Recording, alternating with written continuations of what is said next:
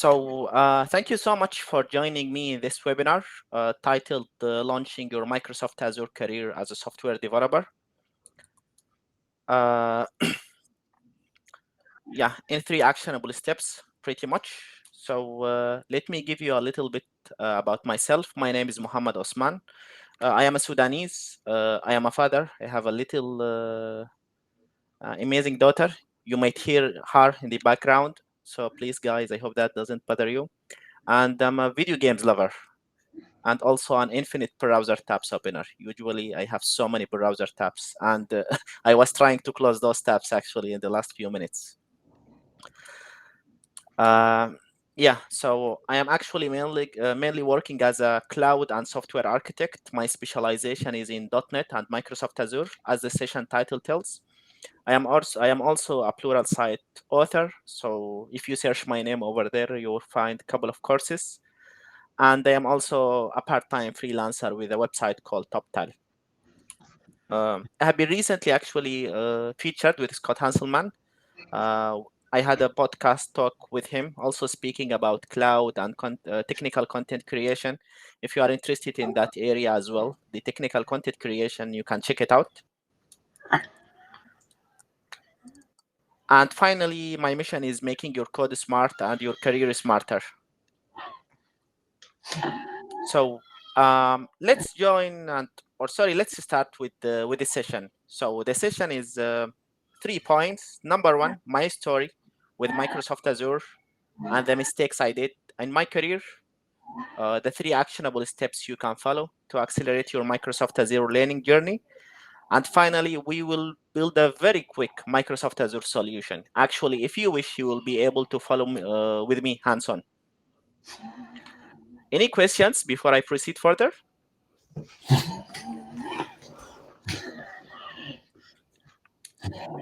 Very good.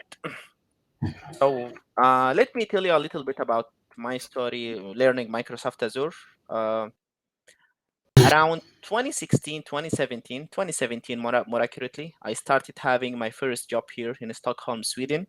And I was pretty much a software developer, like everyone, focusing on learning technologies, frameworks, building APIs, and so on. I didn't put much thought actually on learning cloud computing until I met one of my friends. Actually, he's my mentor right now. And he recommended me to start switching a little bit from software development, try to raise my skills in cloud computing. And then I was a little bit hesitant, actually. Why should I do that? I'm a software developer. Cloud is more like for infrastructure people and so. I didn't listen to his advice, but fortunately, he insisted and kept pushing me on that until I started deciding, okay, maybe this is something I should look at. And since then, actually, like my career started to change when I started, blending my software development skills with cloud skills. Few of the things that I managed to get is many job and contract opportunities. So many recruiters and just hiring managers are reaching out to me just because they are finding Azure keyword in my CV. I got a multiple opportunities to write blog posts for websites like HelloSign that's owned by Dropbox, and I get a very decent compensation for that. Sorry. So when I reflect on this part of my story is that actually I should not make any assumptions and conclusions about any technology, and I should experiment that first. And that's the mistake I did. So rather than researching and understanding what's Microsoft Azure, does it really fit my career as a software developer, I just told him no, actually this is something not related to developers, and I delayed my learning journey, I think like 1 year at least. So please don't do that mistake. If you hear about anything, not only Microsoft Azure, experiment first, check it out. Don't judge just based on your gut feeling or your common sense. Do your actual research and then see if this works for you or not. The second mistake I made is only consuming content, not producing it. And this is one of the things I touched on in the podcast episode with Scott Hanselman. So if you want to really make sure that your learning sticks and you get, to the next level, on retaining information in your mind, try to teach it. And it doesn't mean by necessary, like running a workshop or something like that. It could be as simple as, writing a blog post or explaining to a friend. There is a Chinese proverb that says, to teach is to learn twice.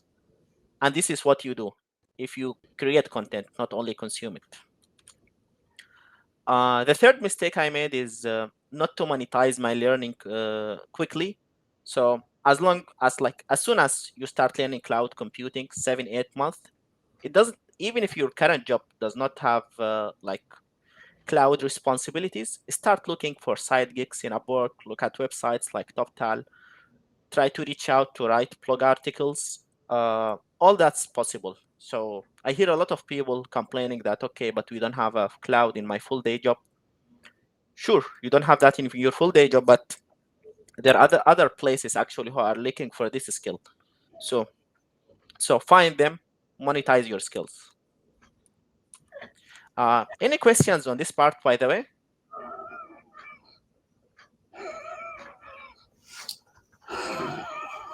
Would you mind mute yourself? There is some sort of background noise.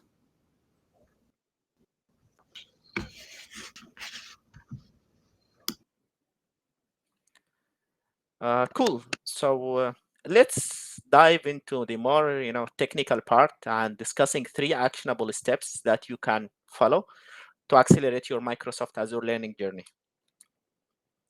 So one of the most important things you need to understand about Microsoft Azure, and actually that's pretty much all the cloud providers, is the portfolio of the services or the ecosystem is really, really huge. And the reason for that is the idea of the cloud. They want to bring everything that's related to your IT infrastructure to the cloud. So there are some services related to data engineers, some services related to software developers, data scientists, solution architects, security engineers, DevOps engineers, you name it. And if you try to understand everything, 2 things will happen. Number one, you're going to be overwhelmed because it's literally too much. Each service has its theories, its SDKs, its concepts, and so on. And that's too much, actually, to start with. Number two, it's going to be a waste of time, actually. Why? Because not every service matters for everyone. As a software developer / solution architect, there is a subset of Microsoft Azure services that really matter for you. You don't need to learn everything. That's uh, that's about it. We're gonna discuss that in more detail on the second secret. But once you get into Azure, just know things on the high level. Don't try to deep dive into every service. Okay? Understand the basic concepts. Understand things on a high level. On the next step, depending on your job role, your specialization, your career aspiration, you will find what services fit you. So that's the most important part.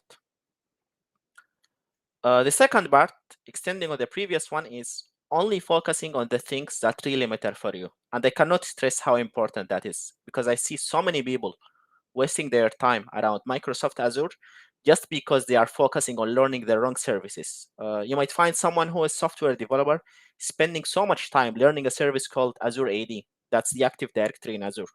And as a software developer, like, you don't really need to master that service. That service is more like for people who are administrators. As a developer, you need to know maximum 5 to 10% of that service, if not less. So here the 80-20, or I don't know, 20-80 principle comes into the play. That's called also Pareto principle. You want to focus on the 20% of Microsoft Azure. This is just, as a thumb rule, but it's not really 20%. Even it could be less than that as a software developer. That gives you the value. And these are specific group of services we're going to discuss soon that really matter for you as a software developer.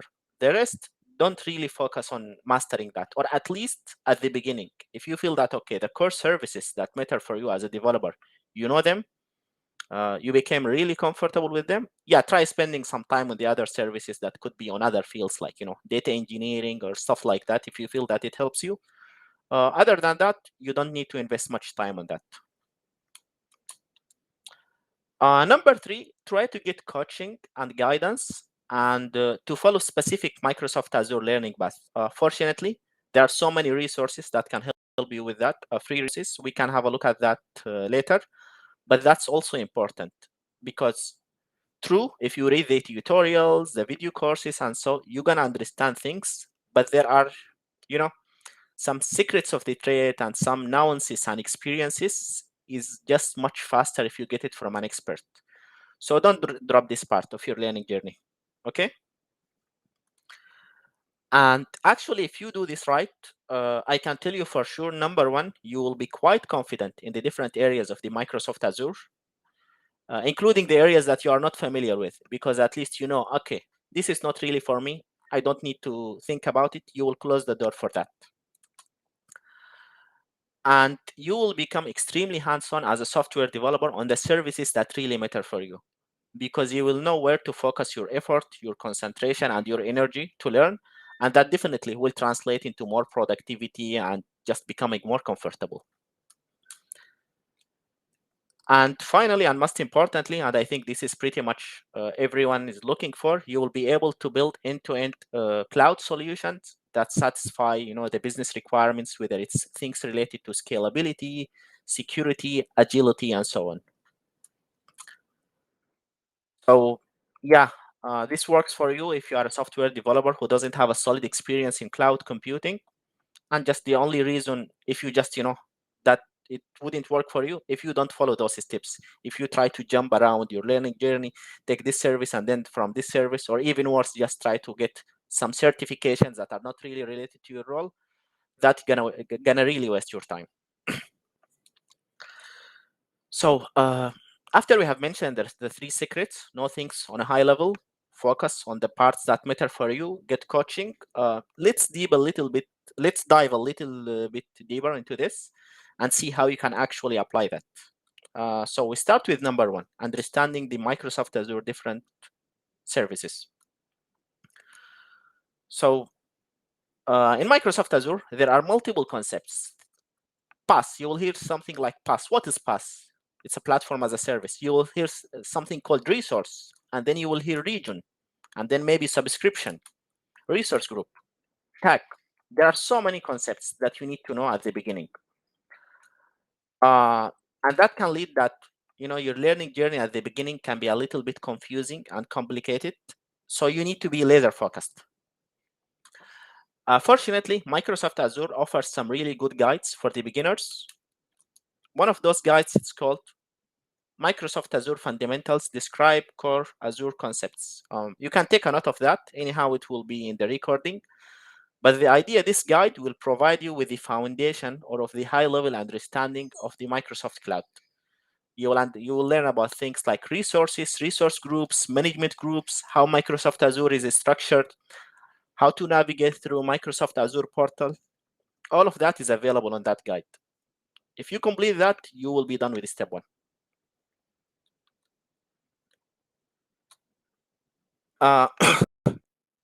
When you deep dive into that guide, you will learn about different things like infrastructure as a service, platform as a service, software as a service, the different cloud models that we have in Microsoft Azure.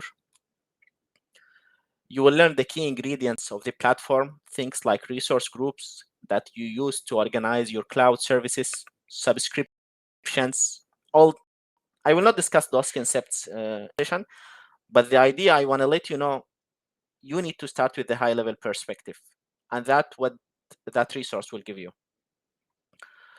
And then you will understand the different tracks in Microsoft Azure, the developer track, the data scientist track, the data engineer track. There are also corresponding certification for each track. At this stage, once you get the fundamentals, once you understand what really matters for you as a software developer, you will be ready to look at the next stage. And once you are done with the introductory stage we just mentioned, you will not feel any longer that you are unsure what does that really mean, what those services in the portal, even if the services doesn't really matter for you, you will know, okay, this is not really matter for me, and you will have a clear learning path, and you just don't need to worry to jump into Microsoft MSDN documentation and getting lost, because literally over there are thousands of pages if you just look at Microsoft Azure. And then you can jump into the secret number two. What really matters for you as a software developer? Again, sorry. Again, as a software developer, as I mentioned, you don't really need to understand everything in Microsoft Azure. I can't stress that. You're just gonna make pragmatic choices. You're gonna learn a subset of services that really matter for you. There is a really good guide from Microsoft that teaches that, called the Developer's Guide to Azure. And this is a free resource from Microsoft. You can Google it and download it, and it just contains the key services for you as a software developer. Some of those services are application processing services, and those are more accurately should be application hosting services. And these are services that you will use to host your application. That could be Azure functions. So it could be a piece of code that you want to host in a Azure function is a service that you can just put your business logic directly without any, lots of payload plot code and stuff like that, and run it immediately. It could be app services, and that's pretty much like if you are using Tomcat or IIS, that's a web server, but that's something provided for you and hosted for you in Azure. And other services like Logic App and Azure Containers, in instance, to run your containers. Services that helps you with data storage, like Azure SQL Server, and that's pretty much as the name tells. Storage account to store your files. Monitoring services, there is a service called Application Insights and Log Analytics. And some other security services, Azure AD to some extent. Sorry, Azure Role-Based Access Control, Azure Key Vault. Of course, we are not going to discuss those services in this session. We can take a full session for every service. But the idea is that these are the key services for you as a developer in Microsoft Azure. If you learn the basic concepts that we discussed in Secret 1, and you just manage to learn those services, I can tell you for sure, you will be extremely productive with Microsoft Azure as a software developer. You don't need to jump across multiple services. Does that make sense? And there are also some other DevOps services like Azure ARM templates and Azure DevOps, even though Azure DevOps is a separate product, but still it's you can use it with Azure in multiple instances. And when you're done with that first one, you will feel that you are extremely focused and you know where to spend your time as a software developer in Azure. And actually, you're going to love discussing and analyzing the architectural choices in the cloud, because you will understand when to use what service fits, what service could be more secure, but it's more expensive, what service is cheaper, and so on. Any question on this secret?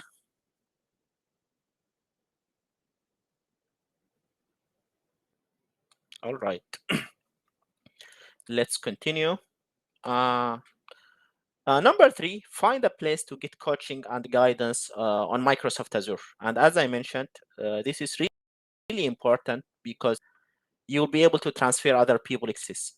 As we know from our experience in software development, not everything is written in tutorials or video courses. There are some experiences you just have to get from the people.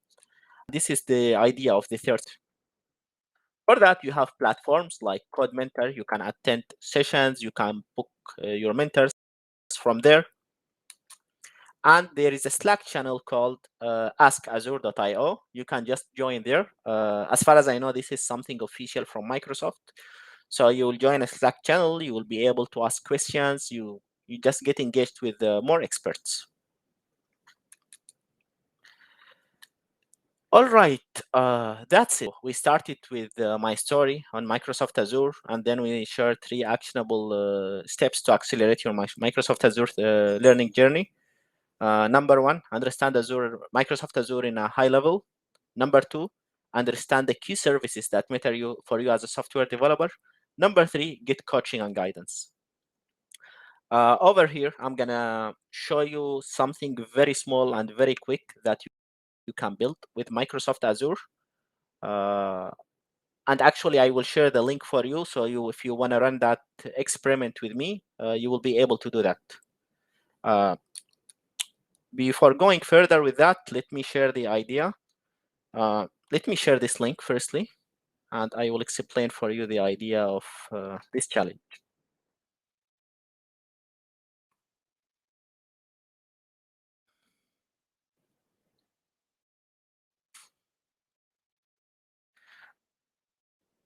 Okay, I see that there are multiple questions over there. I'm going to answer them at the end of the session. We have a Q&A at the end of the session, so feel free to post your questions in the chat or in the Q&A section. Okay? Right. You can open this link by if you want to follow up with me. This will lead you to something called Google Collaboratory. This is pretty much like an online Python interpreter. You'll find code over there. You will need to log in with your Google account, as far as I know. And what we will do in this challenge, we will build a solution using Microsoft Azure that enables you to read a picture that contains a text, read that text using a Microsoft Azure service, and then print it on the screen. Okay? I'm going to take you through the code, explain it on a high level, because again, our focus is not teaching Python. Our focus is Microsoft Azure. And then we will create the Microsoft Azure service in Microsoft Azure account, and we will run the code and test it. Is that clear? If it's clear, please write that in the chat.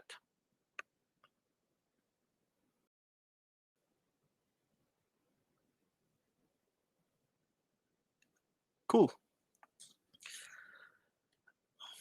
Thank you. So let's start.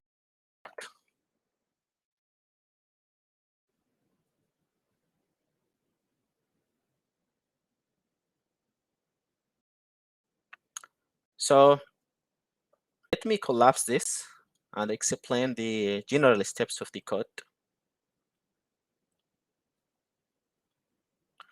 So firstly, we will need okay, let me actually start with create service in Microsoft Azure.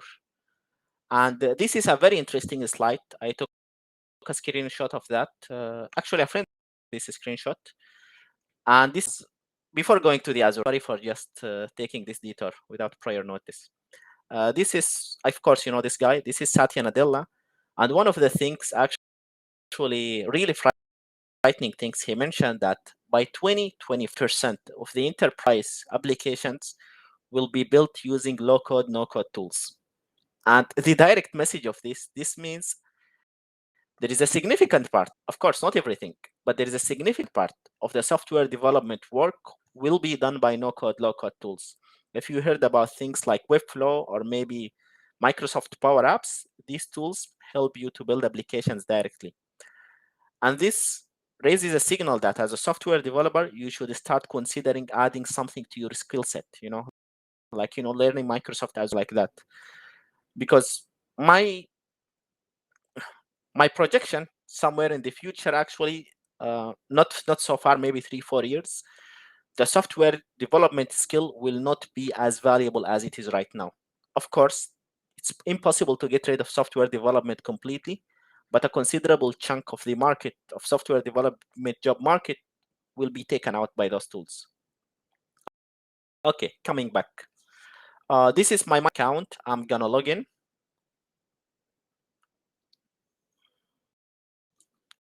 Okay, I need to sign in one more time.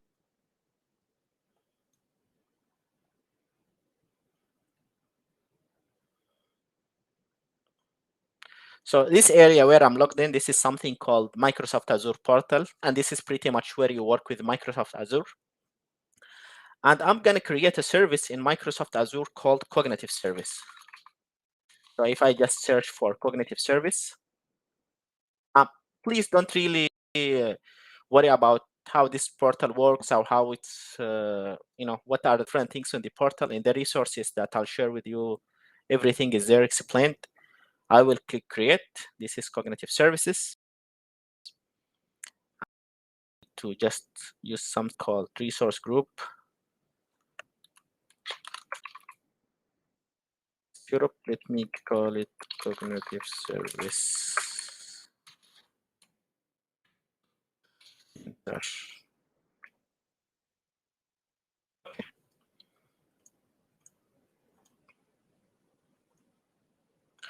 So the service I'm creating here, it's called the cognitive service. This is one among the hundreds of services in Azure that help us to perform machine learning and image recognitions and things like that without being software developers, without being, sorry, machine learning engineers or AI engineers. It is as simple as it pretty much exposes an API. You will send your image to that API. It's going to return down the response. The image could be image that contains handwritten or a printed text. It organizes that for you, and it's going to return back the result.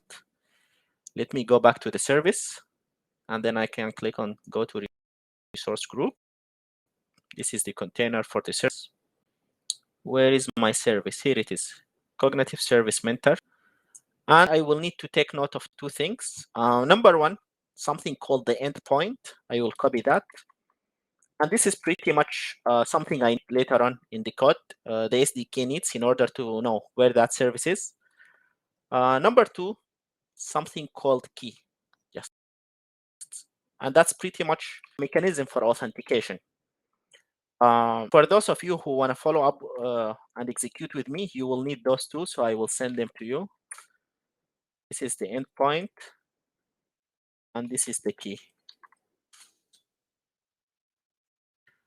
So I'm going to take those and configure them in my code in order to be able to interact with service from the application. And that's running on the Google Collaboratory. So the first part of the application starts by installing some SDK. That SDK is an SDK that knows how to speak with the Microsoft Azure Cognitive Service. And the idea of that, they would just want to save you from the hassle of creating HTTP clients and creating requests and adding headers and so on. Microsoft want to make things simple for you. I'm gonna run this piece of code. I need to be signed in. Yes.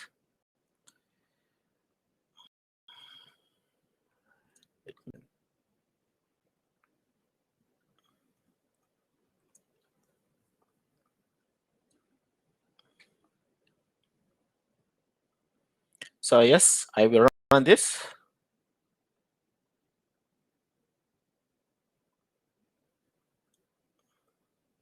Sometimes it takes a few seconds.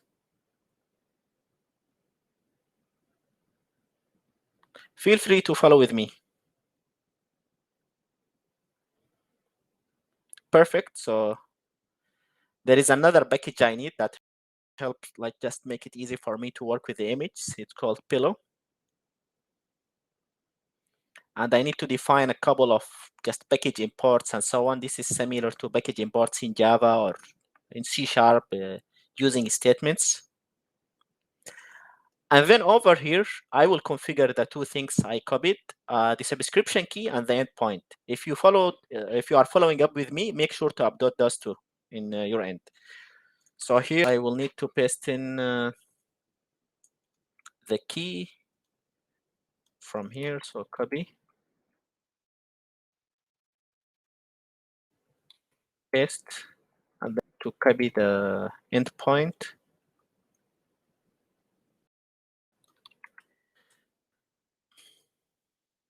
And what this will do, it's going to create an SDK, like an instance of something called Computer Vision Client from the SDK. As I mentioned, this SDK just makes it easy for you to work with the Azure Cognitive Service. The various Microsoft Azure services, by the way, they expose SDKs. You can work with them. Microsoft has SDKs for Python, for C#, for Java, for Node.js, you name it. Sorry, for JavaScript. I use Python just because the majority of people or software developers find it easy to understand the syntax. And then I have put the URL for the image that we want to read. I can copy this URL to show that image to you. Copy. And I will open a new tab. The quick brown fox jumps over the lazy dog. So it's a horrible handwriting, just like mine. And it will detect that actually. And actually, the service supports detecting the handwriting and the printed writing that you get from the normal printers. So here I have put the URL for the image, and then I am using the computer vision client to read that image. And yeah, I'm doing some configurations that are needed to perform the call to Microsoft Azure. I will run this one. Perfect. So now it called, it performed all the magic. What I need to do right now is just to print the results. Now it detected everything successfully. So if someone is following with me, please type in the chat. Let's see if there's some. Yeah, it's a Jupyter notebook.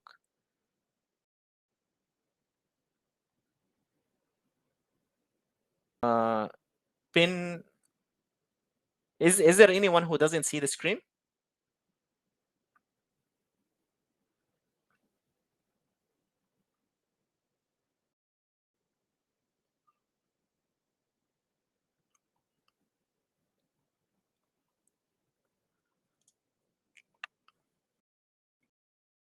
Uh, let's continue in the presentation. So this is pretty the end of the presentation. I have created a small guide for you. You can download it from my blog, smartercode.io/Codementor Learn Azure. If you want that, I can share it with you in the chat. And actually, our son. Okay, that's great to hear that you are able to see the screen. Step 6 through error for you. Try to troubleshoot that, Nicholas. Otherwise, you can try to reach out to me after the session. Okay, I don't know how can I unmute people. Can you try to unmute yourself if you have any question or?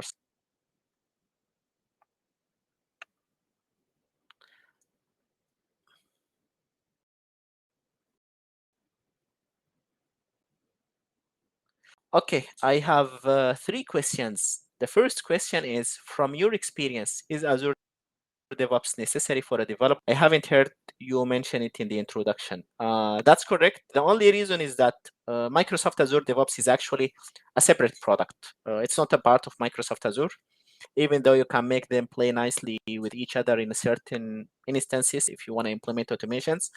But I would say it's important actually to know about that, at least to be able to create your continuous integration and continuous deployment pipelines to implement a basic automation in your code. And also, depending on how big your organization, some organizations, they have a fully dedicated teams that are responsible for running the pipelines and the developers just focusing on the development work. But other organizations, they work like, in Amazon, it's a team. The team will be responsible for everything, the development, the support, the infrastructure, the CI/CD pipeline. In that instance, Azure DevOps is important, but I would say uh, it's not really like a must for software developer, but it's really nice to have it. Nicholas post the URL for the Azure Slack channel, so it is askazure.io.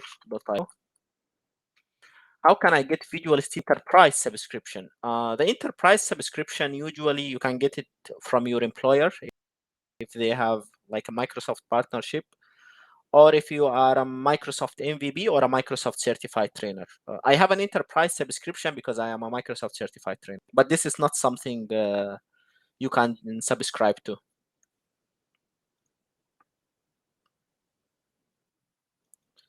You know if there is a way to unmute people. Okay, that's my bad. I have unmuted everyone now. Sorry, mute.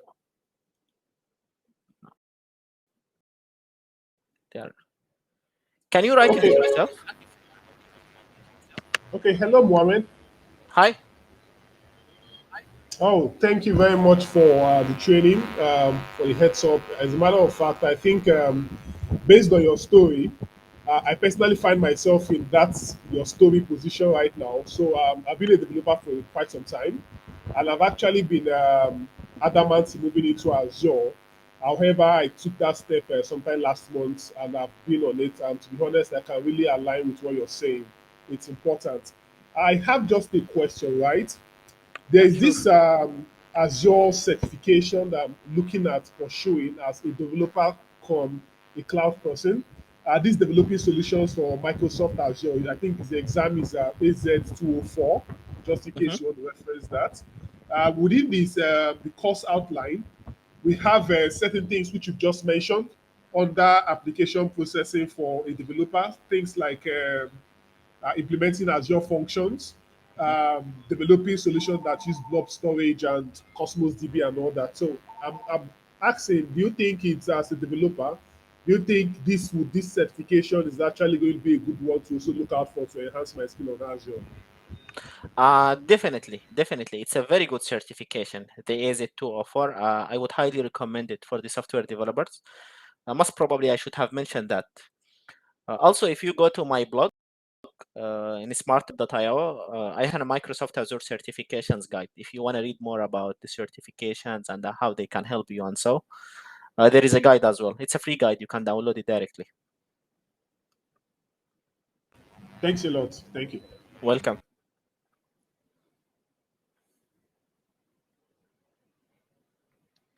Any other questions? Yeah, this is Nicholas. Hi, Nicholas. During your journey, what was the more challenging um, roadblock that you encountered before you got to a place of comfort in handling the technology?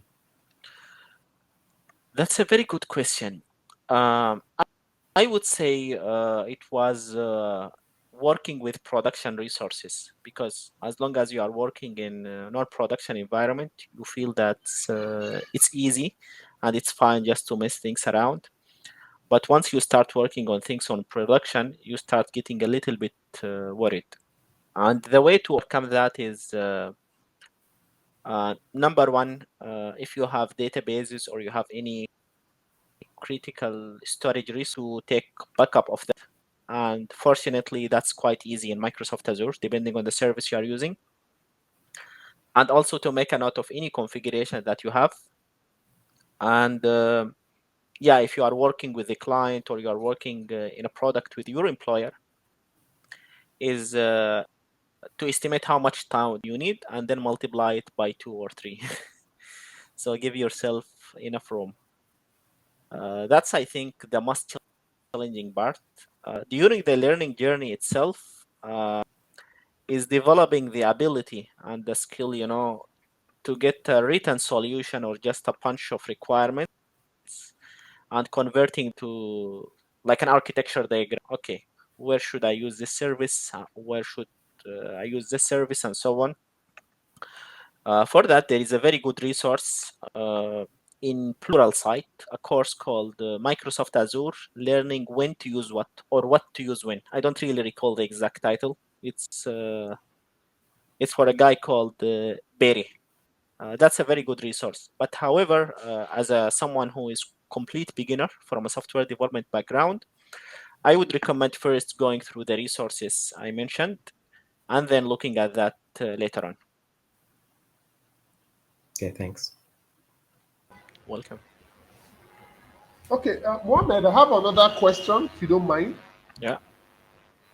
Okay, so of course, some of the challenges we face, I think you mentioned clearly initially that the cloud, of course, is a very large space. So you need to focus on what you need to do your job, especially as a developer. But at times, what I've observed so far in the organization I'm working with is you probably will be using a certain, maybe one or two set of things is what you're just exposed to. But for you to be able to ground yourself, right, in that particular Azure space, let's say the 204, everything has to do with it, right? You need more experiences. So what I've been thinking about recently was trying to take look for internship positions, something that will expose me to others level of work that would help me boost my skill in other aspects of those things that has to do with development, so that I don't get restrained to or confined to just a couple of things that I work with respect to my current organization. I don't think you think taking that internship path to work with an organization for short times to get exposed. Do you think it's something that I should consider doing? Yeah, just to confirm my understanding, you mean that a position where you can actually apply those skills, right? Where I can actually expose myself to other aspects of Azure development. So let me give you a typical example. So, for example, today in my current role, right, of course, we'll have a DevOps team that would work with, all right? But Mhm, we don't do much with the, as a developer, we only get it out app services, probably where you need to use Azure functions and storages. And that's all we basically are mhm. able to use based on our job, right? Now, I'm thinking that's a bit limited because you don't get to do or use other kind of services based on your current job, right? So I was thinking if it's possible or if it's okay to take internship role with other organizations that will expose you to use other aspects of the cloud so that you get hands-on experience with some of the other aspects of the development tools. That's a good idea, actually. But there is more agile idea if you want to apply that. What you can do is you can try to have your own small SaaS product. And actually, Scott Hanselman has a very good episode on that. You can find that in NDC Part 2 2022, where he described why he is. So, Scott Hanselman has his own blog, and unlike the vast majority of people, including mine, who just use a ready-made blogging platforms, so I just use a ready-made blogging platform and I save the headache. He did, Scott Hanselman, he developed his blog from scratch.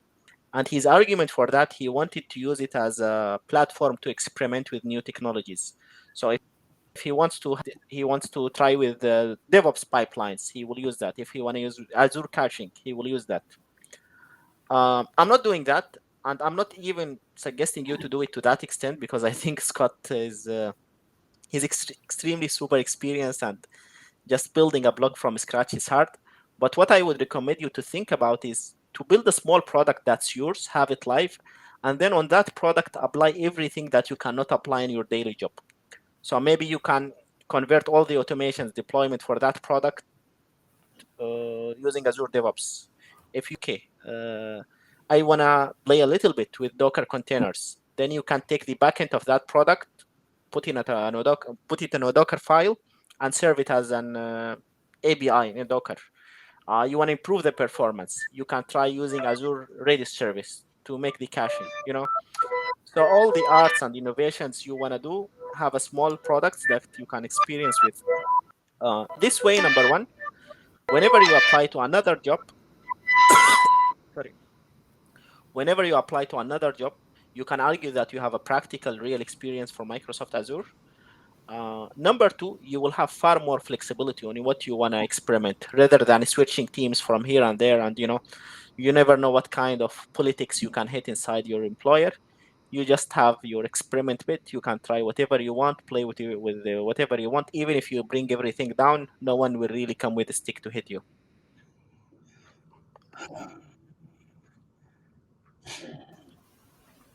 Can you hear me, Mohammed? This is Raymond. Can you hear me? Yeah, I hear you. Uh, what book say to get started with this?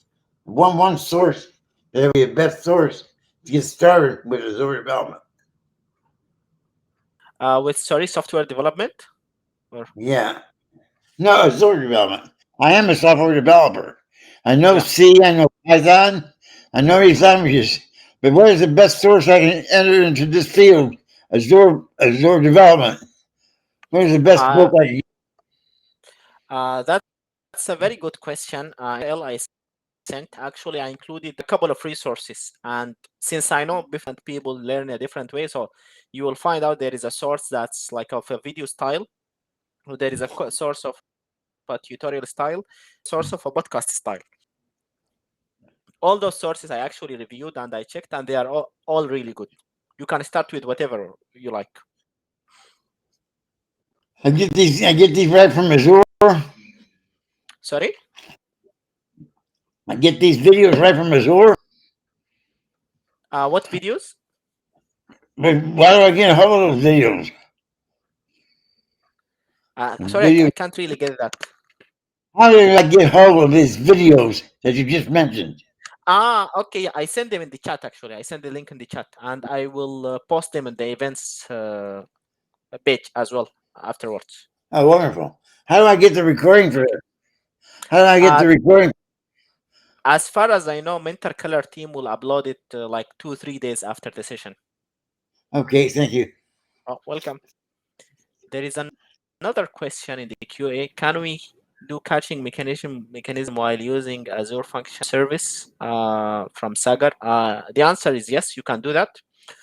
And pretty much here we can go into more architectural details of Microsoft Azure. Pretty much what you do when you have a any Microsoft Azure application, services are extremely decoupled from each other. So pretty much you can use Microsoft caching service with any service. So whether it's app service, Azure function, even if it's your local IIS, you can use a Reddit service, and that you will just from your code point to that service, and you will be able to do caching. So you can do.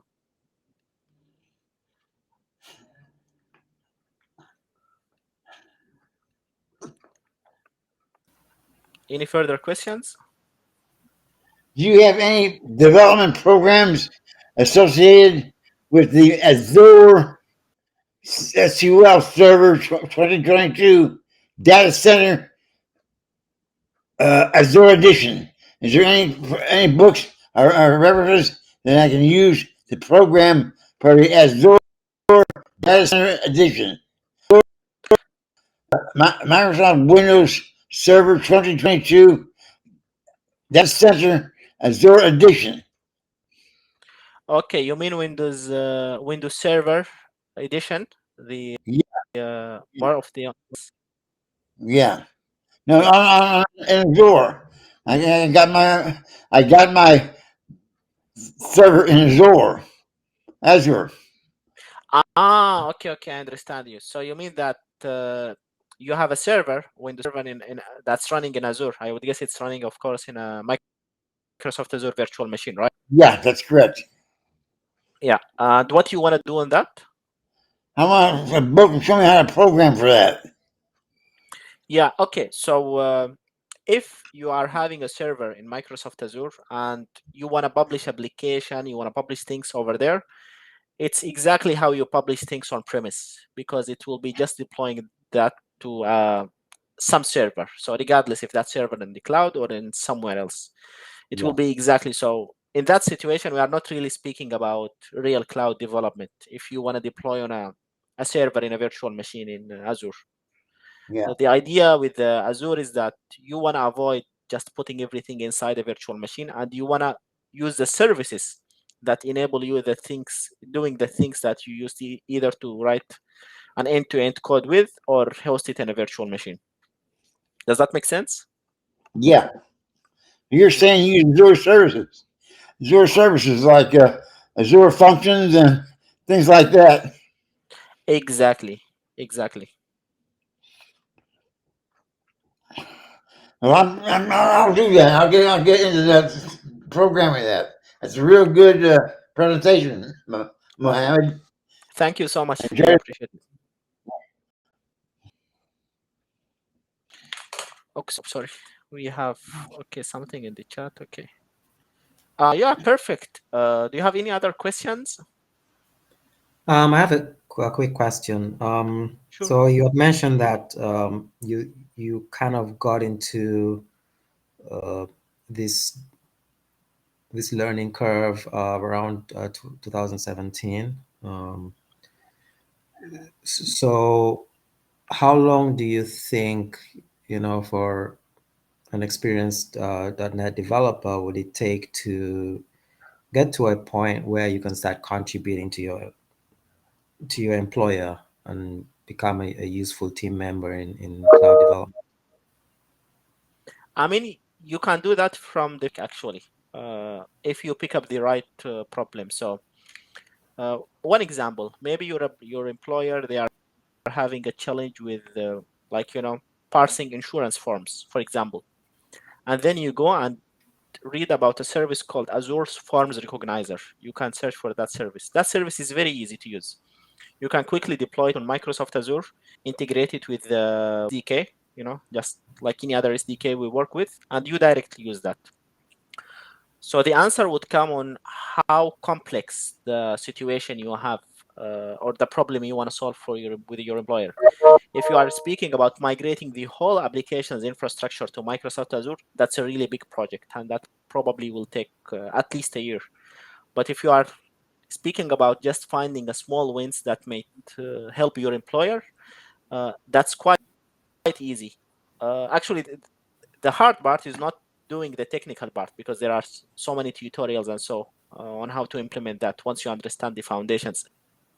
The part would be to identify the business opportunity where you can solve that problem using a Microsoft Azure service. But I would recommend you to start immediately, and as you learn and read about the services, and on the other hand you look at your employer business and the challenges you have, you will be able to link and let what service would fit what scenario. Okay. And just, I guess my last question. Yeah. I'm assuming that it will cost some money to, even with the free resources, I think maybe you'd have to create an account in Azure. Just trying to gauge whether it's something that's cost prohibitive, or is it a minor cost?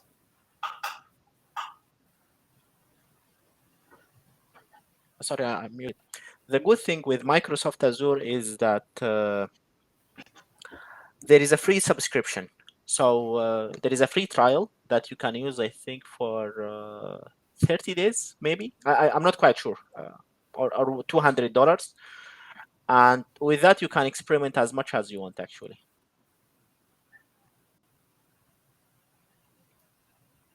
Okay. Yeah, so you can start with a free trial.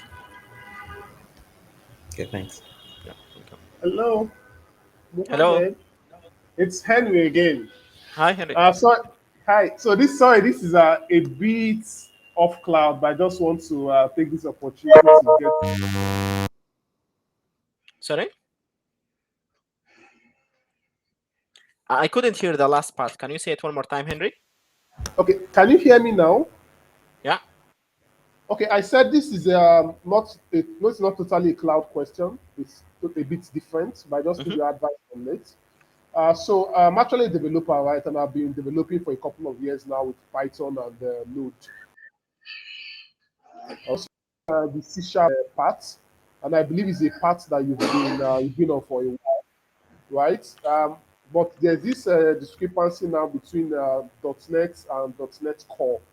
So I've been considering which of these two would be the best to pick up now, because I want to add to my stacks as well. So if you have any advice on that, I really appreciate. Okay. To confirm my understanding, so right now you are a developer in a stack that's different from .NET/C#, and you are considering switching to .NET, right? Yes. Yeah. Starting from the last year, actually, Microsoft has canceled, like, .NET Framework and .NET Core. They started merging both frameworks into .NET 5. So since .NET 5, .NET 6, .NET 7, it's only a single .NET. So whatever .NET you pick up from .NET 5, then you don't need to really think about the history. Okay, thank you. Yeah, welcome. In aggrandizement to that question, so are they dropping .NET Standard as well? Not completely, because you have the previous .NET versions like .NET 3.1 and the old .NET, so they need to maintain the .NET standard for for compatibility for the previous versions.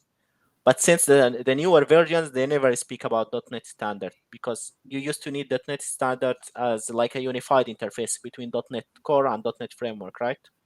Correct. Yeah. Okay, thanks. Welcome.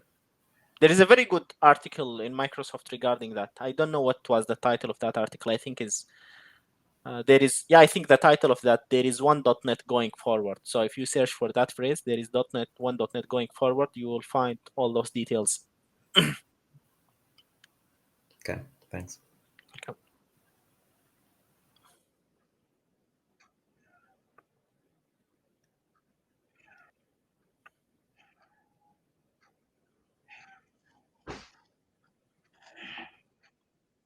Any other questions? We can take one more question before we wrap the session.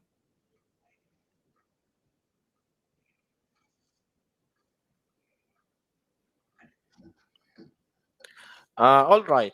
Thank you so much, actually, for your time and for attending this session. You will find the recording for this most probably a few days later. I'm gonna post in the link for the resources that you can use to get started with Microsoft Azure career. And good luck with your Microsoft Azure learning journey. Bye. Bye.